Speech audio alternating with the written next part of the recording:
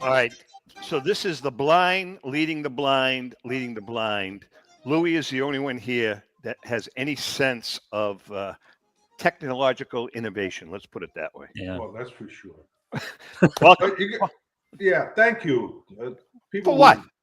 Oh, people want to know who are these people. Well, give me a chance. I hey, was going to say welcome to the Great American Collectible Show. Right now. Welcome to the Sicilian Corner podcast. My name is Tom Zappala. My big brother is underneath. See, that's the way you belong underneath me. I'm liking Thank that. you, brother. I appreciate My that. brother Al Zappala is in There we Sicily. go. My partner, Red Sox Hall of Famer Rico Petrocelli, is in Sarasota, Florida. I'm on the east coast of Florida, and Louis Boy is manning everything in beautiful Methuen, Mass. Louis, how are you? First of all, man. I'm in Hoth. I'm just sitting here in all the ice and snow. No, it's something. Some of us have to do that, and we appreciate it. But I got to tell you something, Louis. This is the first time that you, me, and Rico have worked together in a couple of years, right? It's been a long time. Yeah. We had a few good laughs. Yes, we did. We had a good time with Great American Collectible Show. We did. Albie boy, how you doing? I want to say one thing, Tommy. I want to wish Mike Lamazzo well. Yeah. And thanking him for the opportunity to have this worldwide audience here. And I hope he feels better. Mike's back. How do I describe? Remember the Three Stooges? Remember the racehorse in the Three Stooges? The one that they owned, and his back went like Rico. Looked like that's Lamazzo's back. That's Lamazzo's back. Oh. Mike said to me this morning. I said, "What's the matter?" He says to me, "Tommy, I never realized how gray my beard is because he hasn't shaved in 5 days." Oh, the poor guy. There's nothing worse than a back pain. I know. Except having a brother where it's a pain. There's nothing worse than a back pain, except when you have my brother Tommy, because that's a pain in the ass. I could say that, right? All right, listen, we're going to be all over the place. We're going to be all over the place today. Anything goes. We're going to talk a little baseball. We're going to talk what's going. Al, why don't you tell us first? What's going on with Aetna? Aetna's kind of acting up again, huh? Yeah, we had. It was kind of interesting this time. We actually had a big 30-foot high. If you can imagine that, 30-foot high lava flow. Wow. It stopped this morning. It was advancing about 10 meters a day, roughly 35, 40 feet. And it actually hit the tree line, and a bunch of trees burned. I mean, but here's the thing, okay? Right around where Aetna and the lava was coming down, all around it, people were skiing.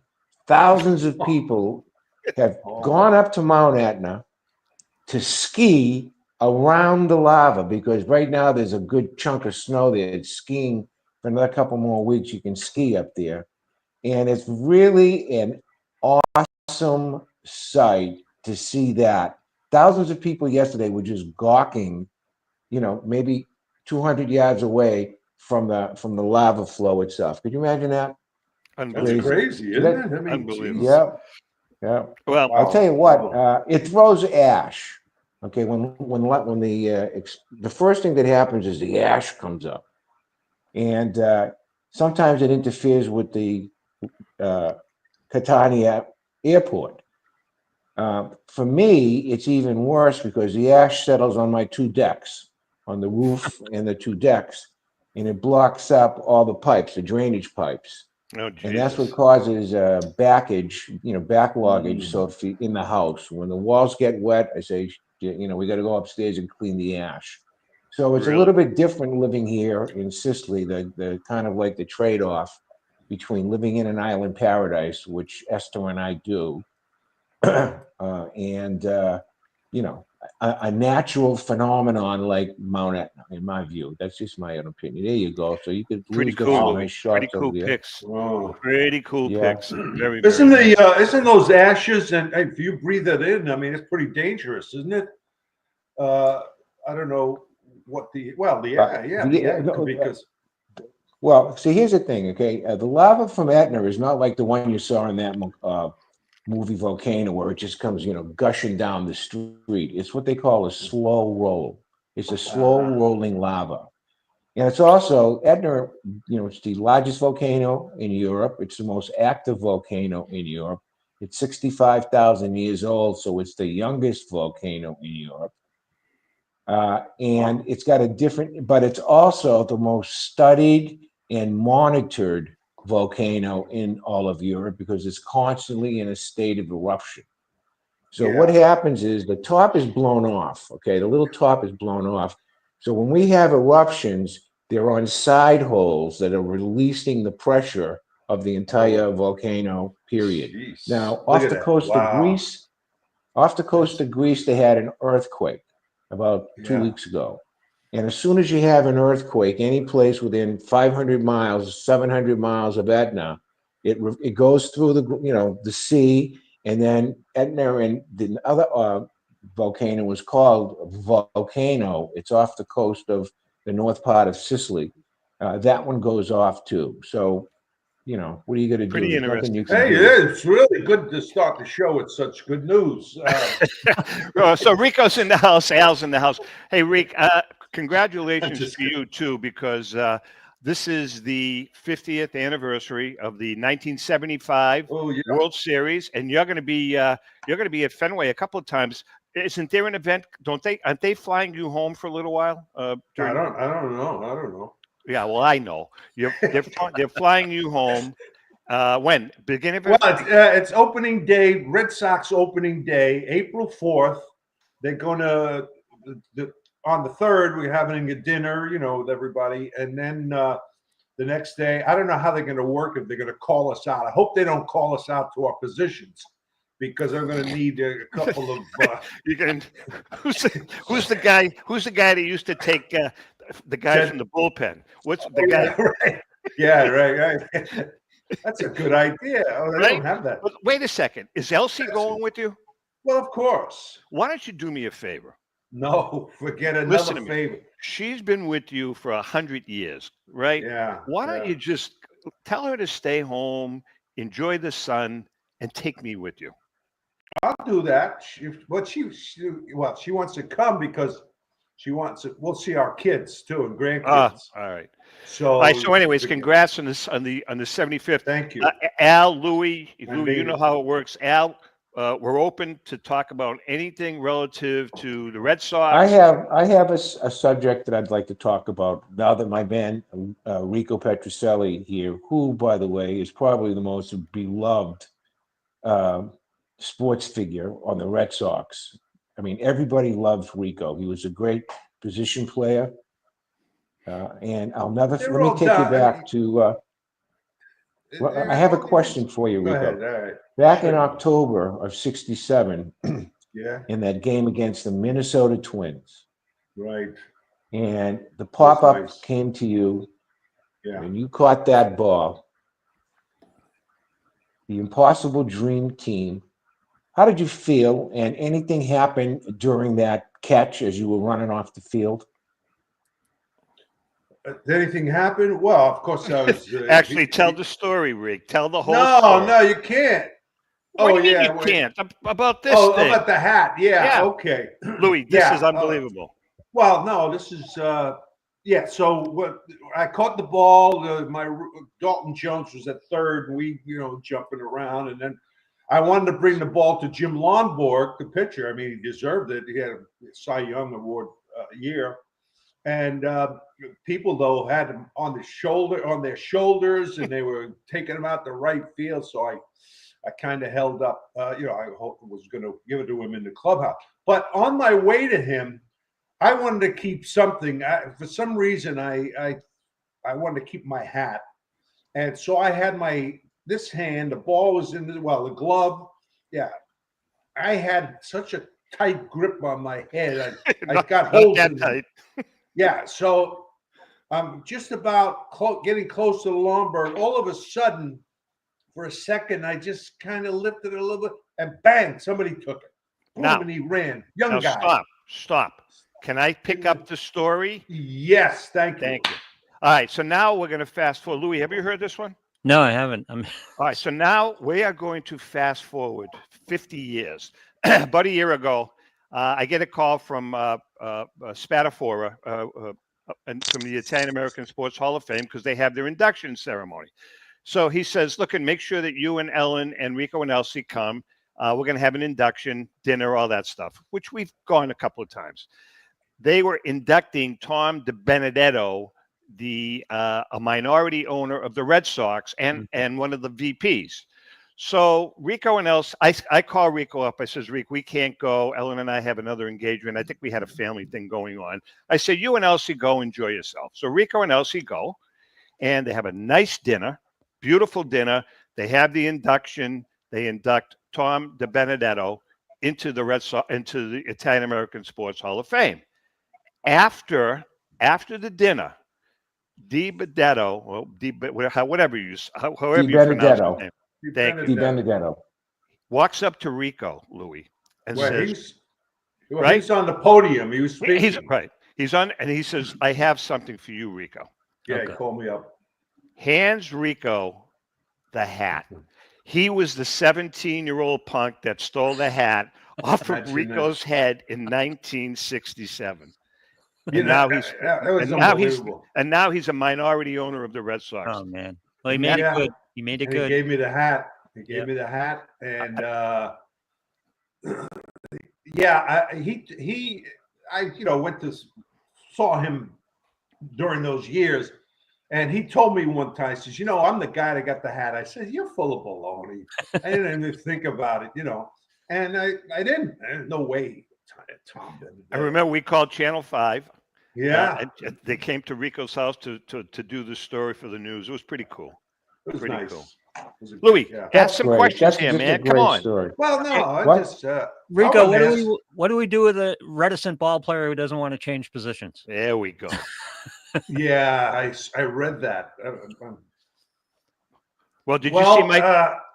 Now you went voluntarily, right? You changed positions. Yeah, they called me. It says, "Look, they were trying to get Santa from the Cubs. They weren't going to let him go, so they couldn't get a shortstop. A third baseman to keep me at short. So Eddie Casco, they were at the meetings, and he called me up and says, "Look, we can't get a third baseman to keep you at short. We have an opportunity to get Louis Aparicio for a few years. Would you move over to third?" Of course. Yeah, Louis, especially Aparicio, he was a Hall of Famer. And so I said, no problems. I'm playing. I'm in the lineup, so big deal. And that was it. That's it. I know Devers, he doesn't want to move, right, to first base. Bregman, I tell you, they should convince him to move there because Bregman is a hell of a player. Yeah. I'm glad they got him. He's got a few years left in him. Well, actually, they weren't going to move. They were not going to move. I don't think the plan was to move Devers to first, but to DH him. DH, whatever. Yeah, get him off the field. No. Yeah, and then Can I ask you guys a question? Wait a minute, Louis. Go ahead, Lou, and then Al. Go ahead, Lou. Then you sign Vlad next year, and you get rid of Casas, and you put Devers. I agree, Louis. I think Casas is very overrated. I could be wrong, but he's been there 3 years now, and to me, he hasn't been that impressive. Louis, last year he was raving about Casas. That's a lie. Raving. How good. You're full of baloney. That's a lie. Your brother knows. Look at your nose is going like Pinocchio. Al, what's your question? It isn't necessarily a Tommy, statement. but Louis and Tommy, I think I'd like to have both Louis and Tommy answer this question if you don't mind. Isn't there precedent, though, for a ball player not wanting to move his position? I think it happened with the Yankees, and it was either Jeter or A-Rod refused to move his position with the Yankees, and after a stellar career there as well. I think it was A-Rod, but I think that's happened a couple. Yeah, it was Jeter. Yeah, right. Jeter, they were going to move him. A-Rod was okay with third base. But the thing that I'm concerned about, the only thing that I'm concerned about Rafi is one thing. I saw some pictures of him, and he's now like 240 pounds. I hope he isn't going to be like that guy, Pablo Sandel, whatever his name, the Giants guy that came over here, signs a huge contract, and basically eats his way out of the lineup. That's what I'm worried about. Louis, quick question for you. Should I use the clock that's on the screen?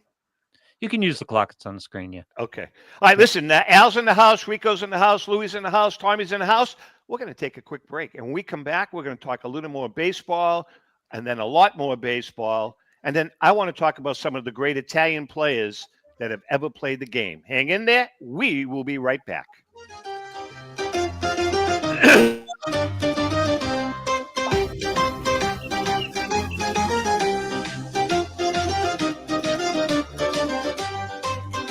Ciao, this is Esther of You, Me, and Sicily. I want to talk to you about Tommy Amin and the great staff at Butcher Boy Market.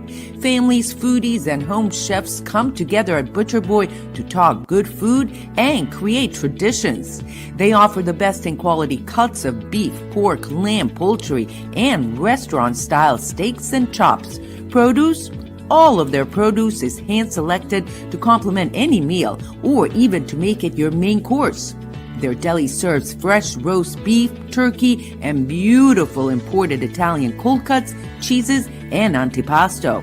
And don't forget the Butcher Boy Bakery, featuring sweet delectables from all over the state, as well as their very own bakery. That's Butcher Boy, where the secret to a great steak is, of course, the steak. Located at 1077 Osgood Street in North Andover, Massachusetts, in the Butcher Boy Plaza. Ciao! This is Tom Zappala. Located in the heart of downtown Haverhill, the Haverhill Beef Company is a full-service, old-fashioned butcher shop and meat market that continues to be a valued family tradition since 1952.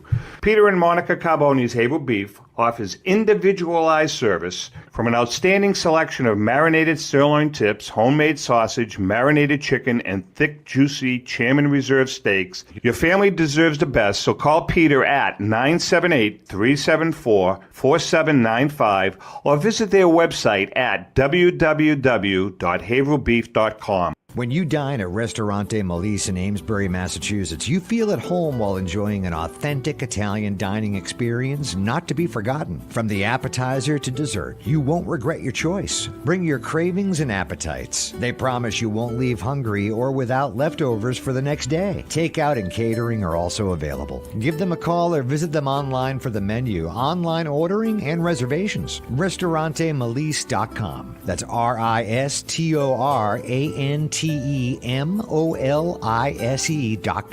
or call 978-388-4844. Ristorante Melisse, where you're treated like family. Legacy Care Law Firm provides estate planning and elder law services to people in the greater Merrimack Valley and southern New Hampshire areas with offices in North Andover and Woburn, Massachusetts, as well as Nashua and Salem, New Hampshire. Discussing family and financial matters with an attorney can be intimidating, but our goal is to help you prepare for the future as you preserve your legacy. We help clients qualify for government medical benefits and ensure their estates are preserved for their families so they don't need to worry about their estate being wiped out by high nursing home expenses. Legacy Care Law Firm attorneys are here to support your journey toward a more secure financial future.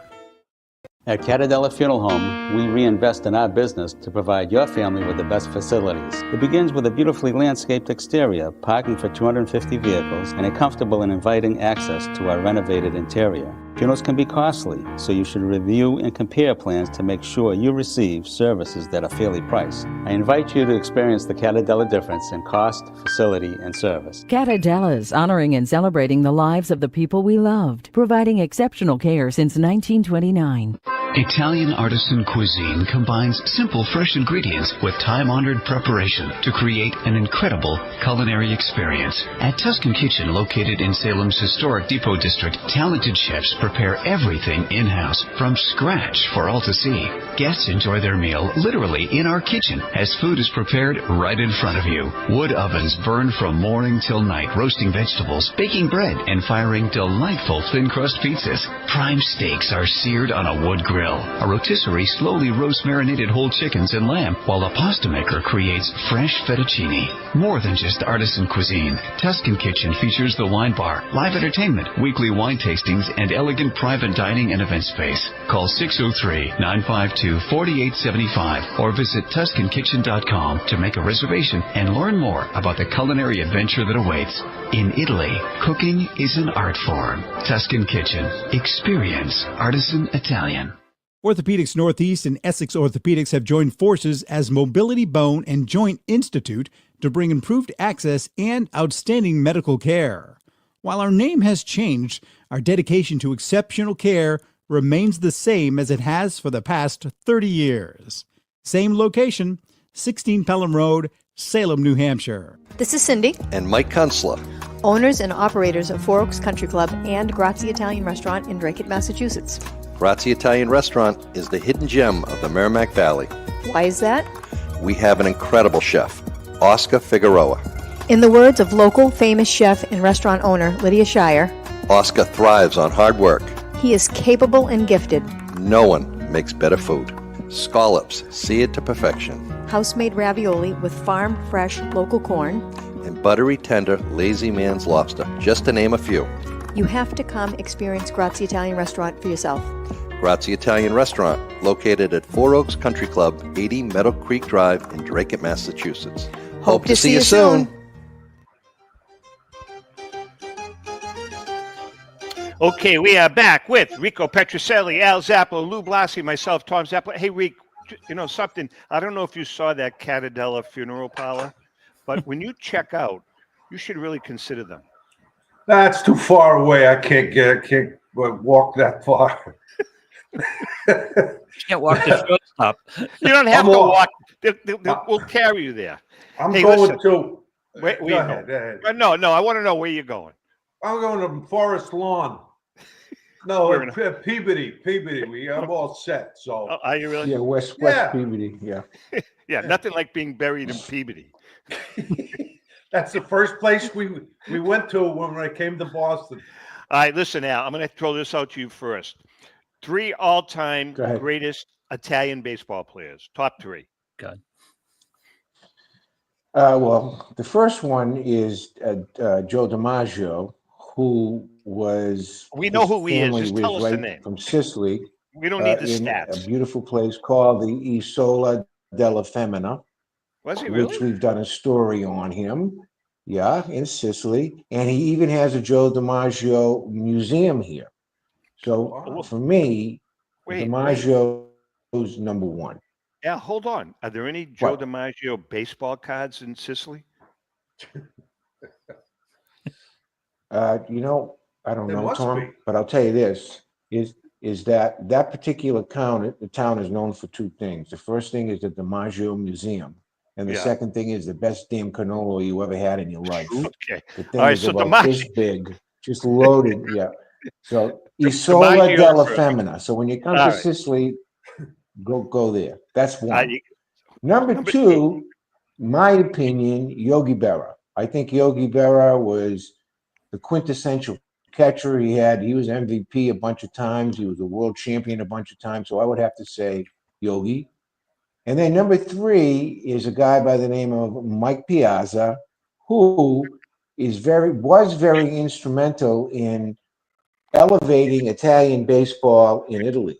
He ran and owned a team in Italy for years. Mike Piazza. He was a very committed, baseball guy here in Italy. And as a result, a team from Sicily known as the Paterno Red Sox have the same colors, letters, etc., hats and everything as the Boston Red Sox.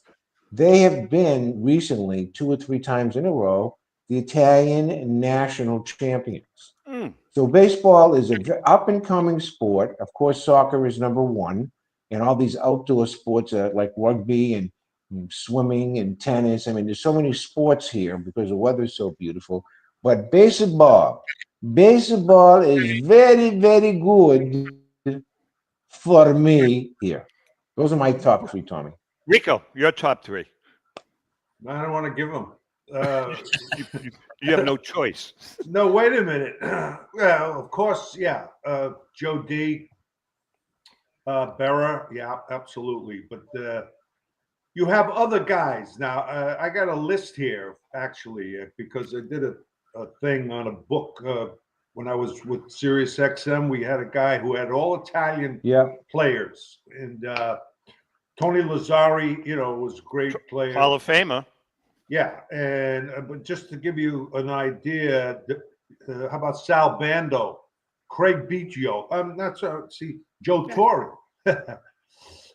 Phil Rizzuto, Ron Santo, Magli, Sal Magli, Terry Francona, the father, who I played against, and Mr. Tommy Lasorda. Again, not necessarily the greatest, but I'm just telling you that, just some of them. Wait a minute. What about Sibby Sisti? Sibby Sisti, yeah, right. He's real good.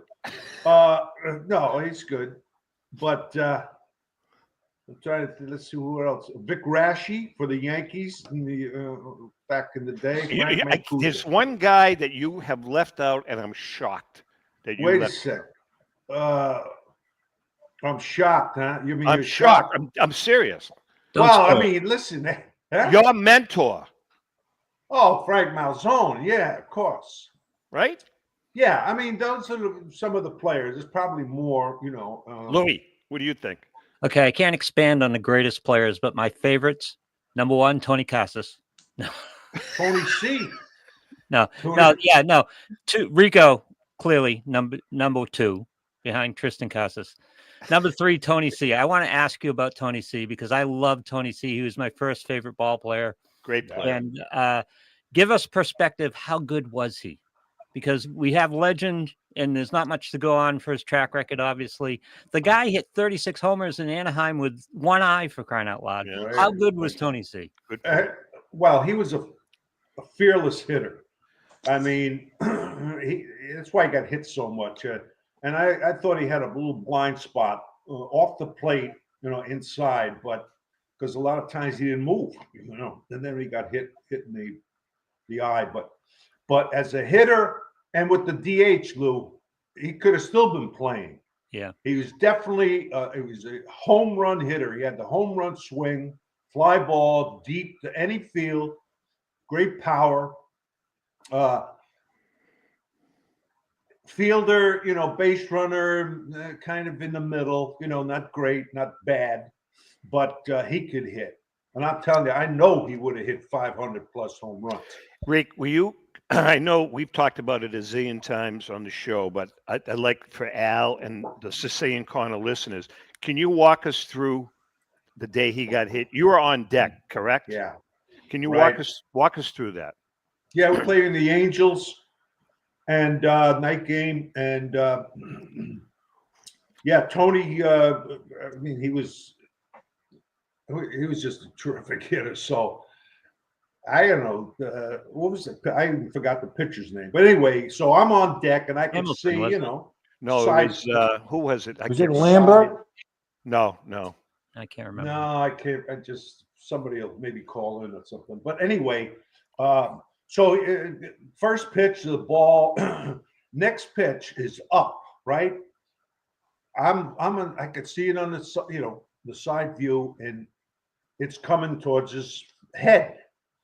And I didn't know if it was, over the plate outside or in. Well, it hit him right here, right? This bone here, shattered his jaw. I don't know how many places. Then he went down, and I rushed to him. I thought he was either, his life was on the line or he was going to lose the eye. It looked like he hit the eye, right smack in the eyeball. But anyway, so you see that picture. I went there. He kind of turned around after that, and I loosened his belt. I didn't know what to do. Then our team doctor came out, and Buddy LaRue was the trainer. He came out, and we put him on and took him out into the clubhouse, then to the hospital. And so it was terrible. It really was. I mean, I've seen guys get hit. I've gotten hit in the head. Rico, I know Tony was probably your best friend on the team. What happened after? Did you go to the hospital or see him the next day? Did you visit him? Yeah, well, they wouldn't let anybody in that night. I tried to get in that night, and they wouldn't do it. I don't know. And then the next day, went there, and he was out of it. Thank you, Andy. Jack Hamilton. You know what? Jack Hamilton. Hamilton, right? Right. But that was the greatest comeback in, I think, baseball history. I mean, unbelievable. This guy was like almost blind in one eye. He comes back, scar tissue, right? And he starts to see better. And he goes to spring training. Billy Wagner was there. He was one of our minor league coaches. Charlie Wagner. No, Billy. Oh, all right. Billy Wagner. He was a utility guy. He was with me at Seattle. But and he's hitting the heck out of the ball. So he says, Billy tells him, why don't you take a shot, with the big, go to the big camp. So he goes and he's hitting the heck out of the ball. And, he comes back. And his first at bat in Baltimore, home run. It's a home run, yeah. Oh, man, we went nuts. Unbelievable. It just was. I'll tell you what, a tragic story. I still think, and Rick, we've talked about this. I'm not sure you agree with me, but I still think that him getting hit had something to do with him dying early. I really do. I think something happened there that kind of did him in years later. Because how old was he when he passed? Like in his 40s, right? Yeah, 40s. Right. Well, he was going. Billy was taking him to the airport to go to the Caribbean. He was working with a guy who was an agent, and he was going to take a look at this kid, try to sign him, a young kid. And on his way in the tunnel, Tony, because Billy was telling us the story, but he started, and all of a sudden he kind of started gurgling or something, and he, so Billy tried to try to get through there and then come on in, and it took a while to get to the Mass General, and that's what happened.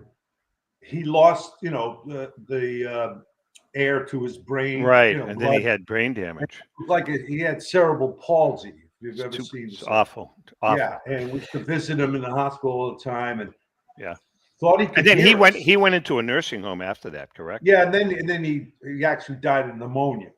Yeah. How big as a Revere kid? How big a star would he have been here in Boston? He'd have owned this town. Oh man, I'm telling you, he was so good, such a tough hitter, man alive, and he'd hit him to any field, any ballpark. Made for Fenway, right? Yeah. Well, yeah, he was mostly a pull hitter, Al,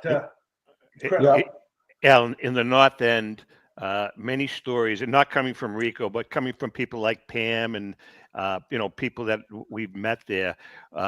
When Rico and Tony used to walk down the street in the North End, the chicks would be hanging out the windows. Rico, Tony, is that true, Rico? Well, yeah, the elderly Italian ladies too. Hey, Rico, Well, Tony, hey. He says, geez, this is great. Rico, the reason that 67 year is so memorable, there's a lot of incidents that happen, but I need to tell you an incident with me and my brother Tommy. I was going to ask you to talk about that. My father, my father's Sonny. You never met my father, Sonny. God rest his soul. No. He was a degenerate gambler, so to speak. He liked the nags. Rico knows that. Okay. And every night he would go out to the corner of Jackson Street and Essex Street and buy 2 Boston Heralds so we can get the racing form for the next day. Okay. And he taught both me and my brother really how to read a box score. So, I mean, honestly, every day I check the box scores for every game. And I don't even read the articles. Just looking at a box score tells you everything that you could to think of, okay? Yeah. Wow. So, and this was through grammar school and high school, but I'll never forget the day that the Red Sox were playing. Yeah, we got about a And, minute. Okay. And Billy Rowe was pitching that one hitter, excuse me. And he whacked the ball. Mm. And Yastrzemski makes that catch, right, to save the no-hitter. And my brother and I, we were screaming like banshees. Where were we, okay? Al? We was driving in a car down 93. Right. We were in a car, and you almost got us killed because we were coming back from school, from Austin Prep, and you drove off into the breakdown lane, and then you swerved back in, and you almost got us killed. Well, besides me doing that, the most ironic thing of the whole year, okay, was that Raw's no-hitter got broken up by a banjo hitter, and by that time, who was hitting like 132 or something, a catcher by the name of Elston Howard, who ended up going to the Red Sox. Am I correct, Tommy? And Ask Rico. Rico, he was the catcher there, right? Elston Howard. Hey, are you kidding me? He was a hell of a catcher. Yeah, but when he was with the Red Sox, he really helped you guys in the second half. He was a big help. So he got some big hits too for us. Yeah. All right, listen, we're going to take a break. Yeah, go ahead. Rico's in the house. Louis in the house. We got four of us trying to fill in the big shoes of big Mikey Lamazzo, who we miss. I talked to Mikey today, folks. He is doing better. You know what it is, really, and I'm going to be honest with you. He had a giant hickey on his neck, and he just wanted to keep it covered, but he'll be fine. Hang in there. We'll be right back. All right. Hey, Tommy, can I speak to Louis? Can I speak to Tommy?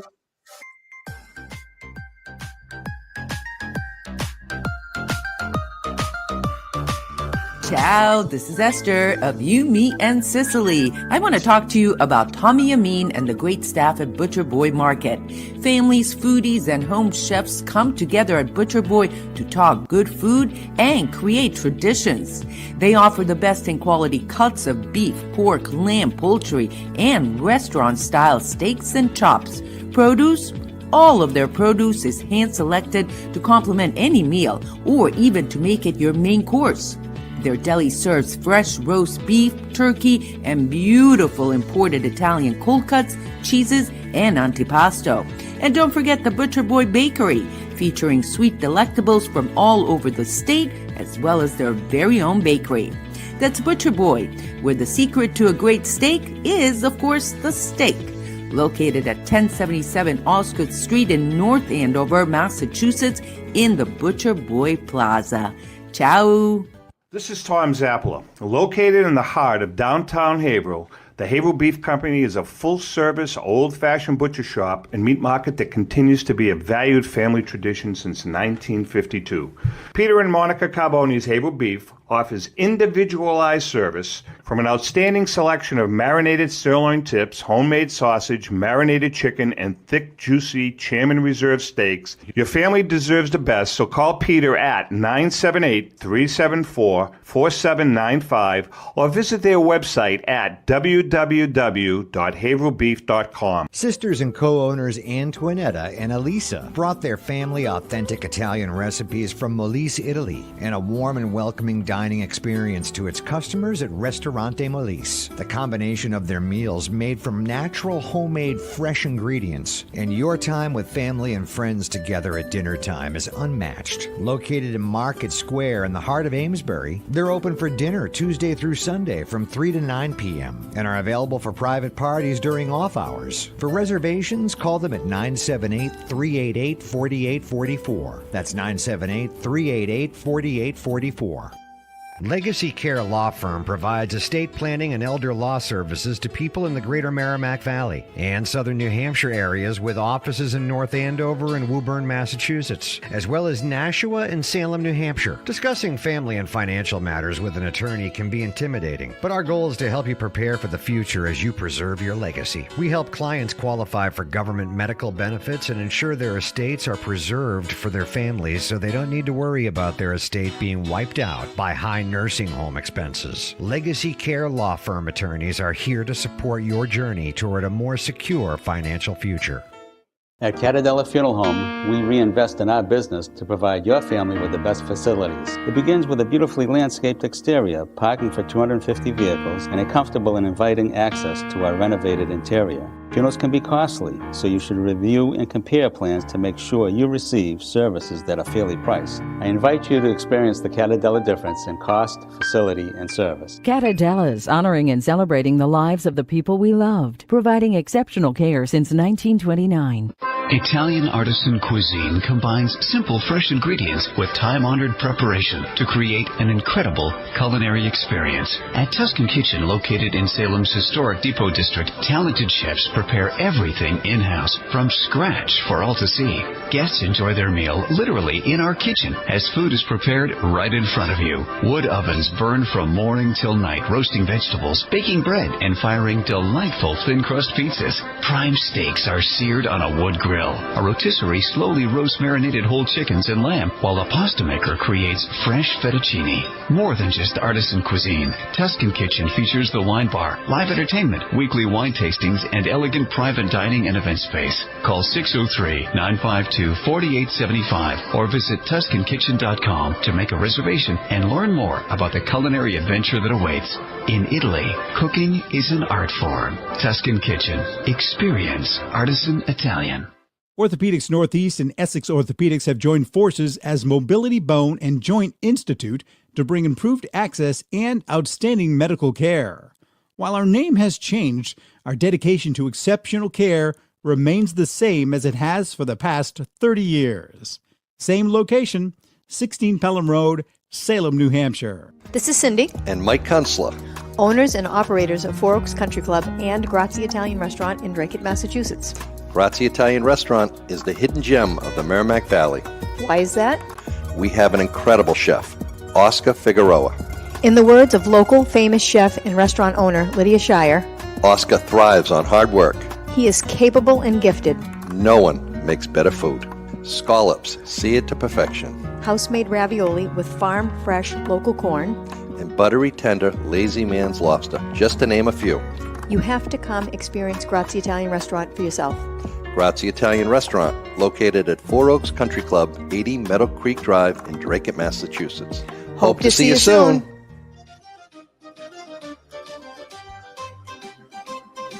Okay, we are back. Al's in the house. Rico's in the house.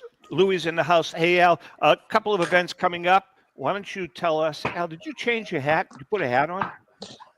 Well, the reason I changed my hat because it says You, Me, and Sicily, which is our programming that we have at www.youmeandsicily.com. We've been doing it for the last 10 years. And, whoops, are you there, Tom? Yeah, but we can't hear you. Your volume just dropped. Your volume just dropped, Al. All right, hold on. No, now you're good. Now you're good. Okay. I think he froze, though, Lou. May have. Yeah, Al, you look dead. Yeah, I think we lost him. There you go. Here he is. No, we got a lightning strike over here, but fortunately I'm okay. It went right through the ring over here. Just go ahead and continue. It missed me.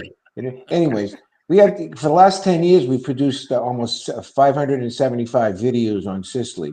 So if you have a chance, you need to watch our videos on www.youmeandsicily.com or on YouTube, which is really where you want to go.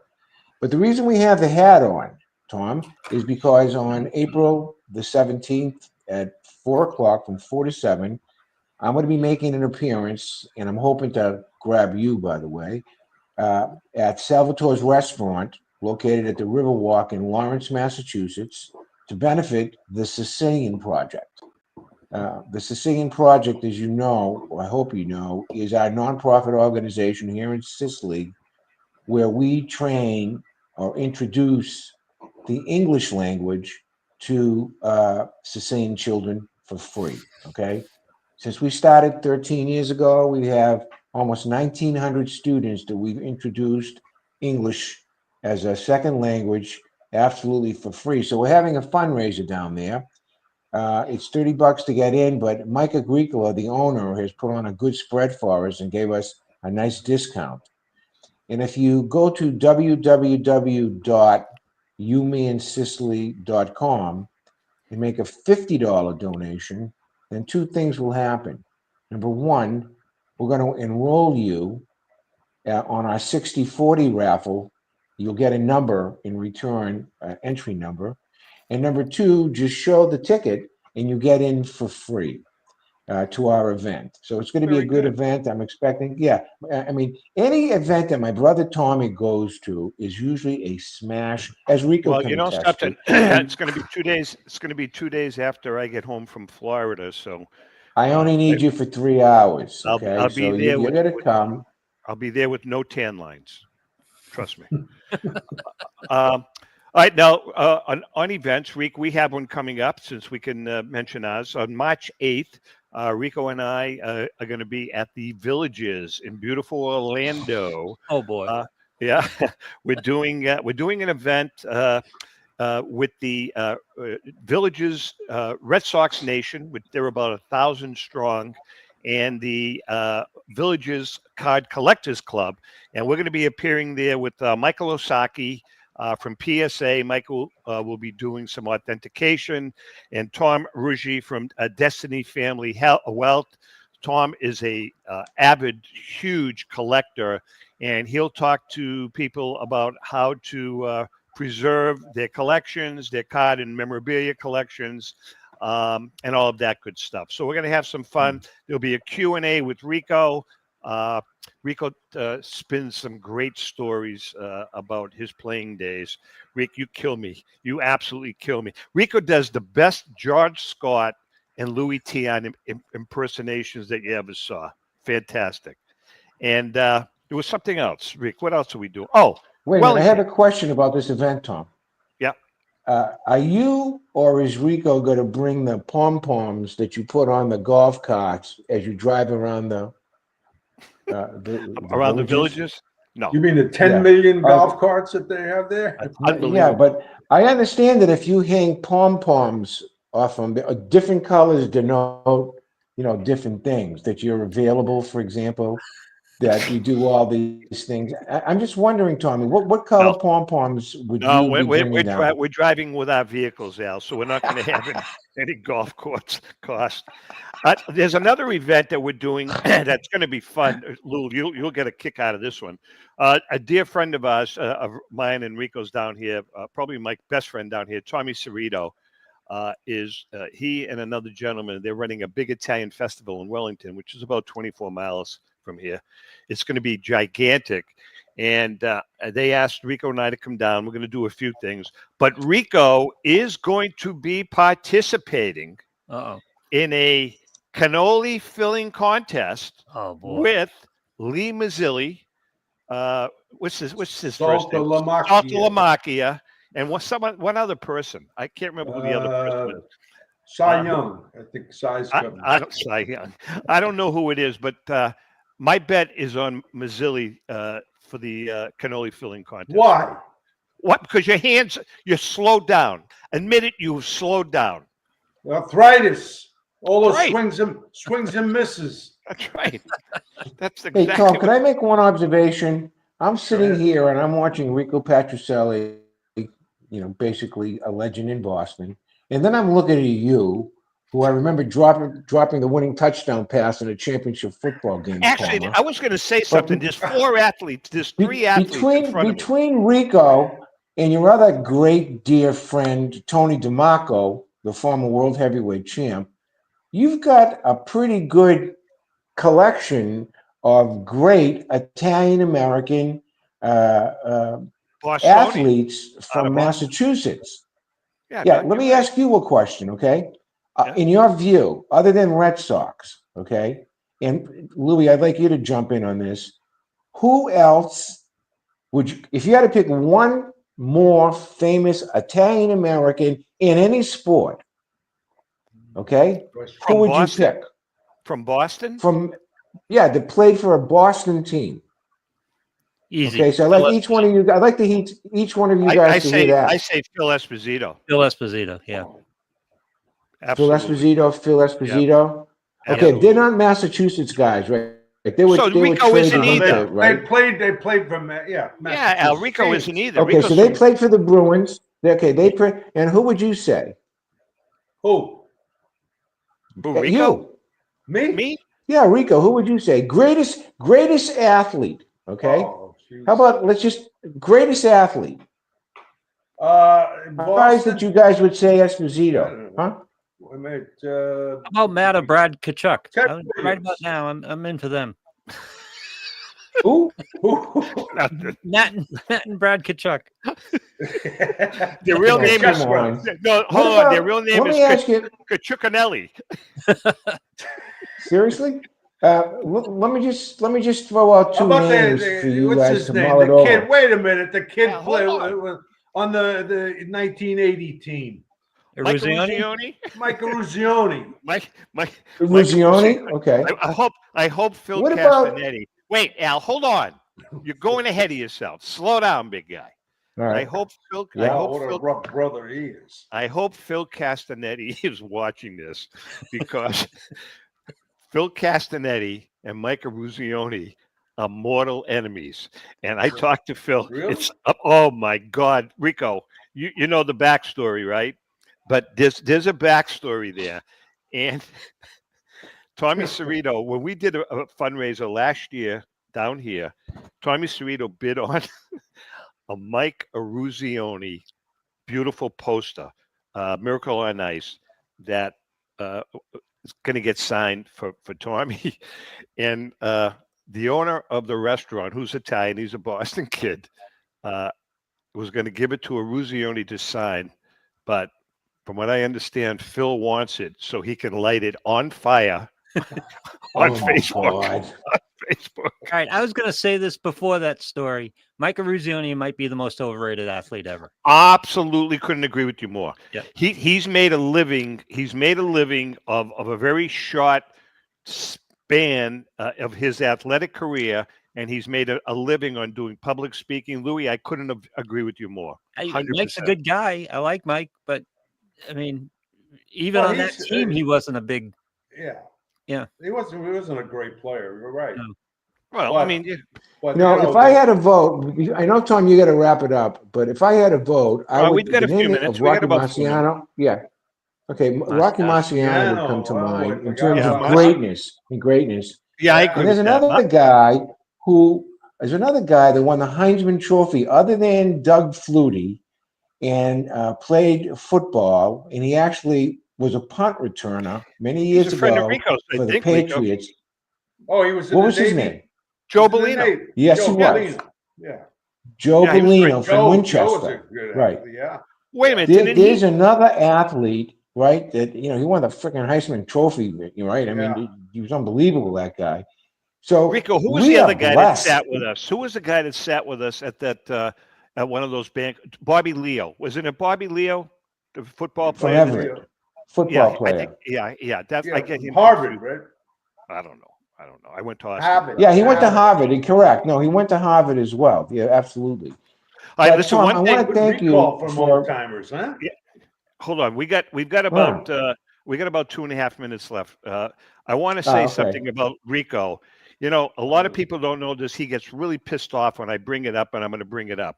Oh, Rico Petrocelli God. was actually a better basketball player than he was a baseball player growing up. Oh, stop it. Did No, you I know don't mind this, that because I love basketball too. Al? Rico, and Louis, I think you know this. Yeah. Rico Petrocelli made first team all city in New York City, and you turned away scholarships to Duke, Maryland, where else? UCLA? No, that was football, but yeah, I mean, no, North Carolina State, some of the other teams too in that area. Right. But yeah, I love basketball. But, and then the other thing, Billy Cunningham was on that team too. right. And then the That's other thing all is, city. before we leave, this is hysterical. Rico Petrocelli was it was baseball, Rico, where he got the MVP in the city for baseball, but did not get MVP on his team, right? Yeah, my coach didn't like me. He gave me two in the back. I was 17. He gave me a plug. He said, "Try this." I took a plug and swallowed the juice. I got so sick. His coach What the gave hell the is he doing? his coach gave the award to somebody else, and Rico gets first team, best team in the city of New York. In New York. Ah, man. All right, listen, That's the we're way just it is. about out of time. Was your coach Irish, Rico? Was he Irish? He was Irish, No, right? Italian. Russo.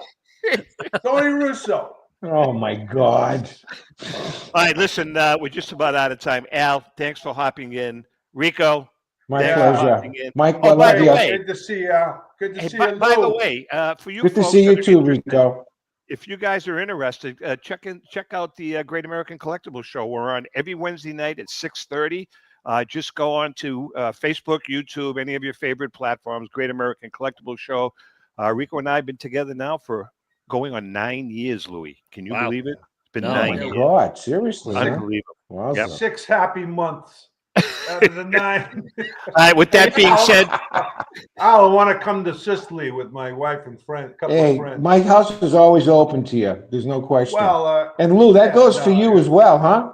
Yeah, I know why. hey, Yeah. That Louis, goes for Louis, Lou. Okay, I love Louis, Lou. I Lou's got- one of the smartest men I know is Lou Blassi. Louis, I got to out. tell you I something. may take you up on that someday. I got to tell you something, Louis, before we leave. My house is open, Louis. Louis, your squeeze she's quite a looker, man. Yeah, she is. She is quite a looker. That's all I'm saying. Stone That's Cold great. Blind. That's great. I'm so happy. With that being said, What a fun Mikey, group today. Hey, Yeah, Mike, this was if fun. you ever get sick Thanks, again, Lou. Mike, give me a call.